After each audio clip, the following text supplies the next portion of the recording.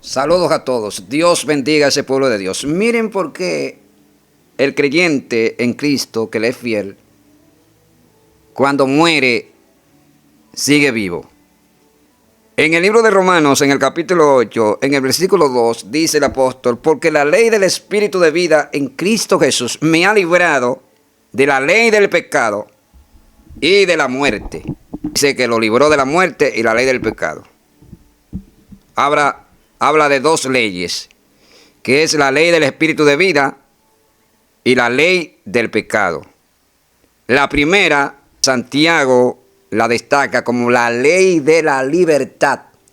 O sea, cuando dice que te libra, quiere decir que no sufre las consecuencias y los efectos secundarios que produce la muerte por causa del pecado que previamente tú lo vienes practicando por causa de tus debilidades, tus flaquezas y el pecado que nosotros venimos heredando de nuestros primeros padres, Adán y Eva.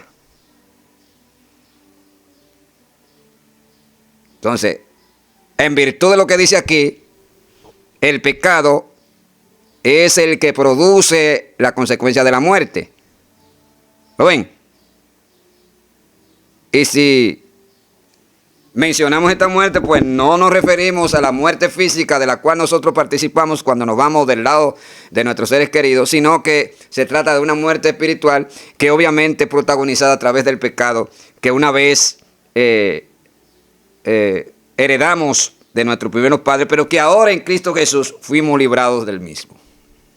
Entonces, si ahora un servidor fue libre de ese pecado, que es el que proporciona la muerte, entonces indica que en el momento de mi partida yo debo seguir vivo porque no voy a recibir las consecuencias que proporciona ese pecado que antes yo lo tenía, pero que ahora fui redimido a través del sacrificio de Jesucristo en la cruz.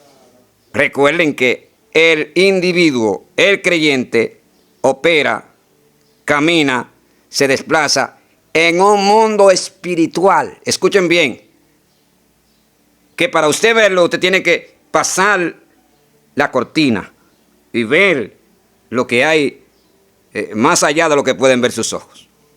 O sea, cuando muere el creyente, pasa a otro estado, que no es el estado actual, sino que es un estado espiritual que se va a manifestar en el futuro.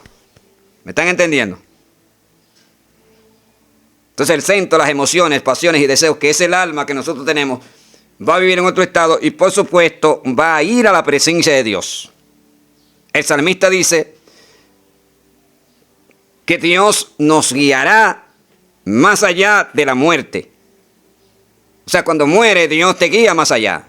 Esto es así porque a través de Jesucristo fuiste libertado de los efectos secundarios que produce esa muerte que no es física, sino que es de carácter espiritual, y que el apóstol Pablo la destaca en el versículo 2, donde dice que nosotros a través de la muerte de Jesucristo fuimos libres de la muerte y de la ley del pecado.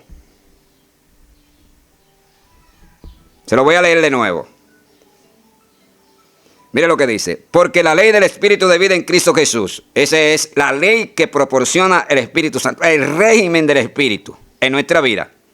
Es lo que no te deja que tú te vayas detrás del pecado, lo que no te deja hacer cosas que no le agradan a Dios. ¿Lo ve? La ley del Espíritu de vida, que el apóstol Pablo lo destaca en una de sus cartas a los Corintios y lo menciona como el régimen del Espíritu.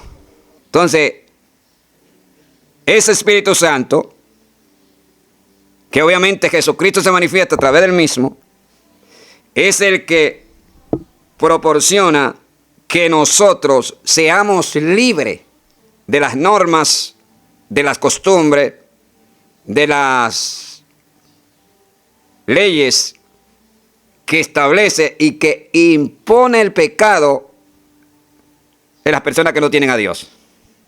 Pero fíjense que el apóstol Pablo viene diciendo lo que dice el versículo 2 en virtud de lo que anteriormente viene diciendo en el versículo 1, donde dice: ahora pues ninguna condenación hay para los que están en Cristo Jesús, los que no andan conforme a la carne, sino conforme al Espíritu. ¿Qué quiere decir? Conforme al régimen del Espíritu, de lo que el Espíritu establece en nuestra vida. Que obviamente nunca se va a salir de los parámetros doctrinales, bíblicos y las enseñanzas que nos dejó el Señor a través de las Escrituras.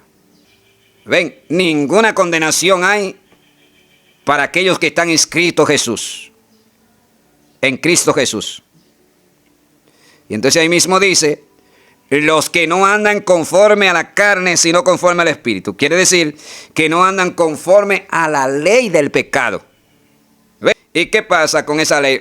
Que esa ley obviamente tiene el apoyo de manera directa de lo que se conoce como el sistema, el mundo.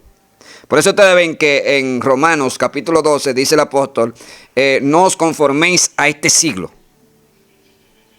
sino transformaos por medio de la renovación de vuestro entendimiento para que comprobéis cuál sea la voluntad de Dios agradable y perfecta. Miren eso, el apóstol dice en Romanos capítulo 8 versículo 1 que no hay condenación para los que andan conforme al Espíritu. Y allá en Romanos capítulo 12 dice el apóstol Pablo que no se conformen al sistema. O sea que son dos polos opuestos. ¿Verdad?